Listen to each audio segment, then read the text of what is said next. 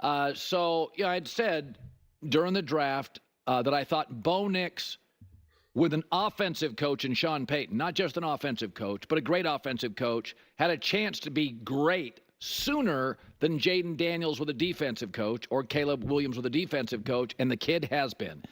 And you take out Andy Reid, who's the best coach in the NFL. Sean Payton's on a short list.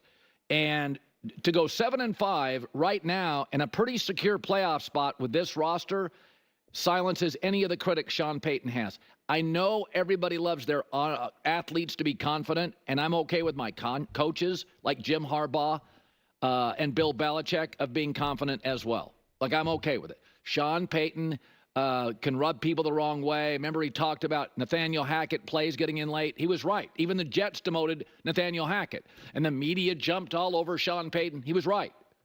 Matt Hackett couldn't get the plays in on time. Matt Hackett couldn't win with his team.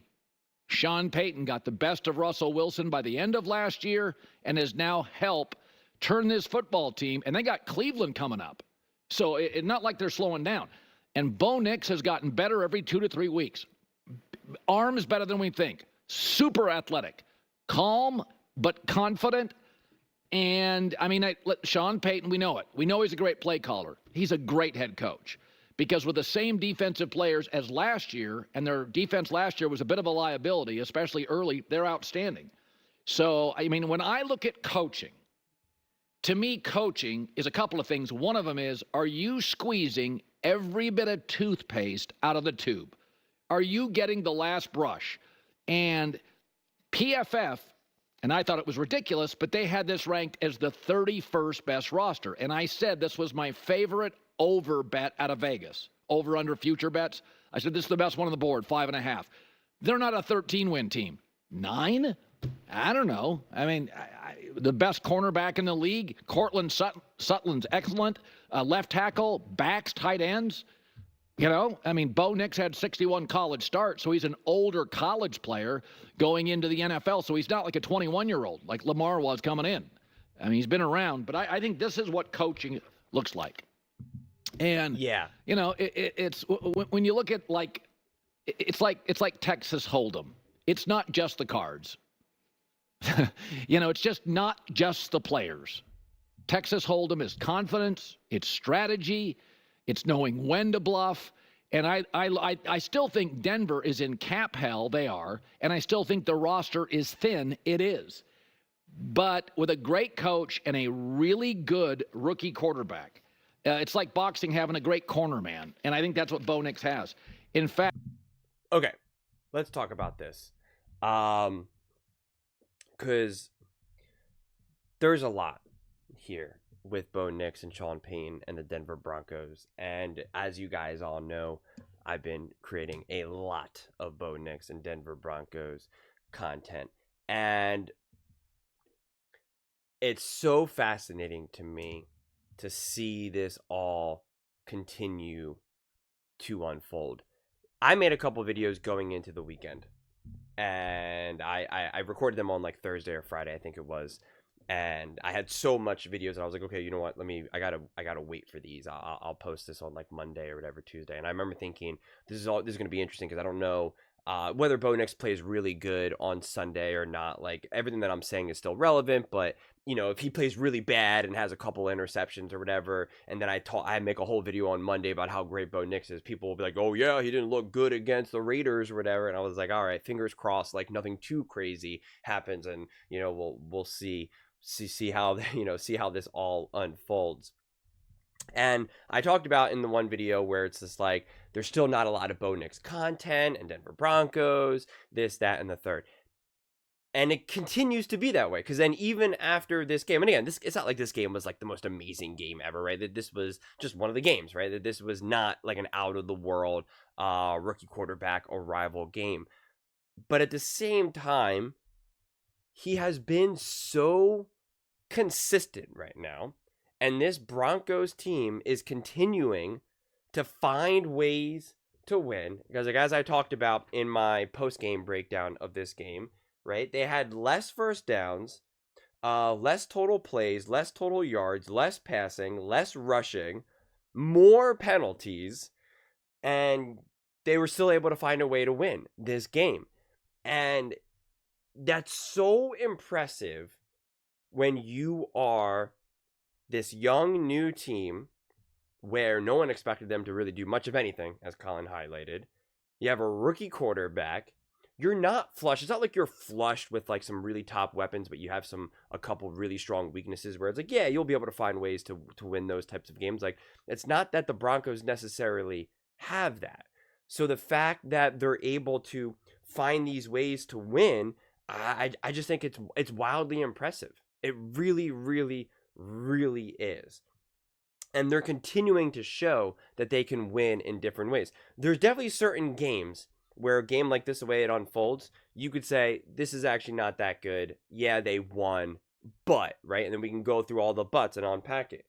But with the Broncos here, it's kind of the opposite because, one, they're proving, right? This is a new team. And obviously, I know there's some obviously experienced guys there and stuff like that. But relatively speaking, especially when you get a new quarterback, like, this is a new team. And obviously only Sean Payton's only been there for so long. So he's now just finally starting to instill what he wants, not only from an X's and O's, but then also culturally, right? Like what he's building in Denver. And so to be able to kind of continue to show all the different ways to win, I think it's important. Even Bo Nix, I know he's probably experienced this in middle school and high school and college, but at the NFL level, to have games unfold this way and still come away with the win just also continues to instill within him. Not every game do you need to throw for 4 touchdowns, 300 some yards. Like, some games are going to be ugly. Some games are going to be amazing. Some games are going to be kind of like, I don't even know what I just watched. And that's why this game was so interesting, because you look at the box score, you can look at the stats, and I watched this game start to finish. But I was actually surprised by the stats, honestly, because I watched this game and not once did I ever think, oh man, Raiders got this. Or I was like, oh my God, this is going to come down to who has the ball. And in the final 2 minutes, like there was never that sense. The whole time you feel like the Denver Broncos were in control of that game. And yet again, they had less first downs, less total plays, less total yards, less passing, less rushing, and more penalties. Like, the one thing that they had more of was the thing that you don't want more of.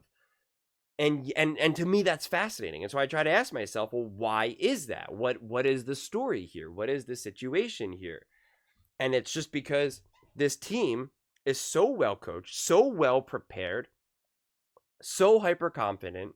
Bo Nix is in complete control of this offense, that's what it is. You watch this game and you feel like they're in control. There's plenty of games when another team is outplaying you, and you sense it. You feel that the team that you're rooting for, or the team that's being outplayed, they're just not in control. Like, there's no sense of confidence surrounding what they're going to do the next drive. There's the kind of feeling of like, all right, let's see if they can get a first down finally this drive. Let's see if they can get past the 30, right? Like, there's that feeling. You didn't have that feeling with the Broncos. And I think that's really impressive considering the construction of their team and having a rookie quarterback. I mean, I honestly, I actually think it's pretty remarkable. And I pointed this out in my previous video where, Bo Nix called a timeout in the fourth quarter.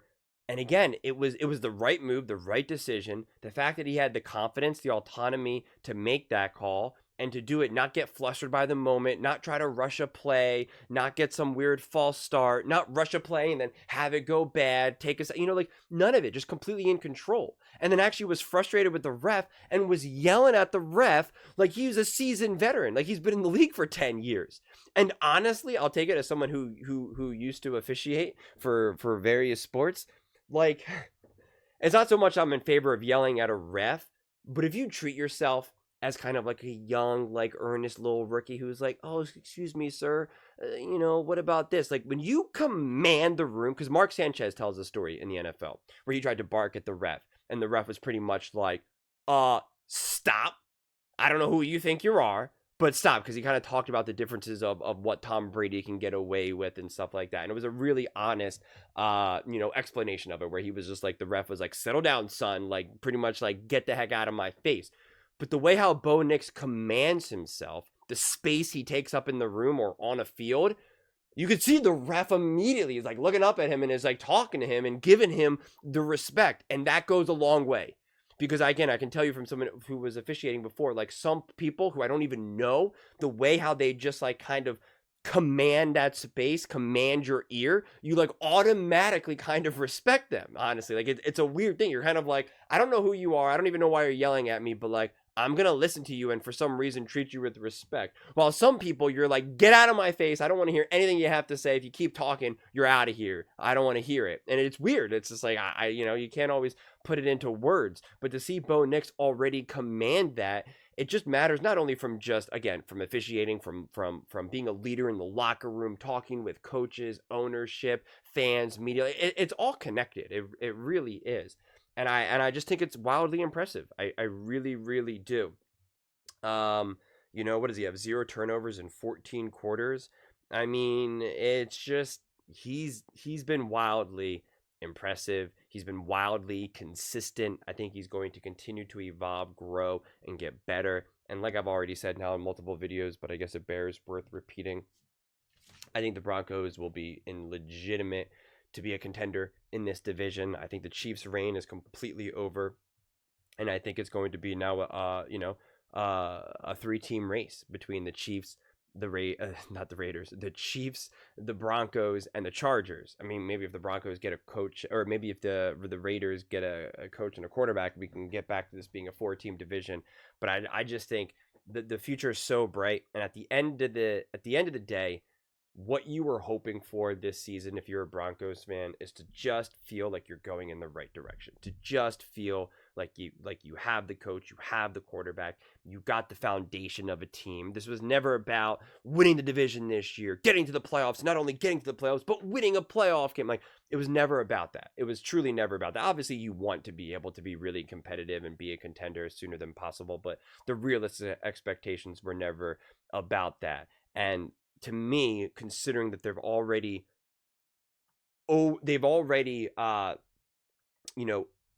overdone what people thought they were going to do. I think it's pretty remarkable, because sometimes when you exceed expectations and you don't have the foundation there, whether it be quarterback, coach, whatever it may be, you can see how the following year you then really come up short. But when you have the coach there and the quarterback there, and you're exceeding expectations, and they're a huge reason why, there's no real reason to believe that this will be like, that they will regress. In fact, it's the opposite. It's when you're that proven and that established, it's like, okay, now if we actually get some pieces around them and can kind of grow and learn and continue to get better, you're going to take another jump. Like that is what you've historically seen in these types of situations. We've seen plenty of times where teams exceed expectations. It happens every single year in the NFL, right? Like literally every single year, multiple teams exceed expectations. But it's so often not sustainable, because it'll be like a random quarterback who's like, clearly kind of like just randomly having a great year, a couple lucky bounces here and there, where they're like, yeah, they won 3 of those games, but like, man, they easily could have lost those games. Like, you could see that, and you just don't see that with this team. You don't see that with this quarterback, and you certainly don't see it with Sean Payton. And the one thing that I almost forgot to add is that Colin Cowherd said he silenced all critics of Sean Payton, and I can tell you without a shadow of doubt that's just not true. I'm not a critic of Sean Payton, but I read these comments, I see the conversations. There's no silencing of the critics. I love that saying, honestly. Oh, silence the critics. We live in a world where if you criticize someone, the chances of them changing their mind are just slim to none.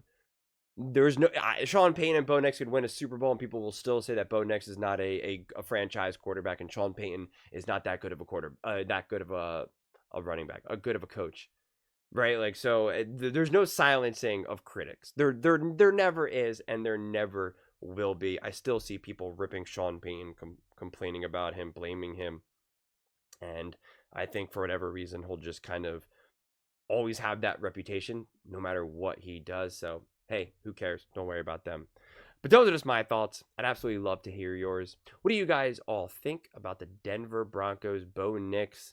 What has impressed you the most about this season? Let me know in the comments below. I read every single comment, so whether you agree with me or disagree with me, either way, let's get in some discussions. Let's get in some fights. But ultimately, let's just have some fun. And please do consider subscribing. We are building an amazing community here, and I'd absolutely love to see you part of it. I want to build something that we all genuinely feel connected to, something that we're really excited to be part of. I think we're well on our way to doing it. And please don't forget to give this video a thumbs up, as it really does help with the visibility and the algorithm. Thank you so much. See you next time.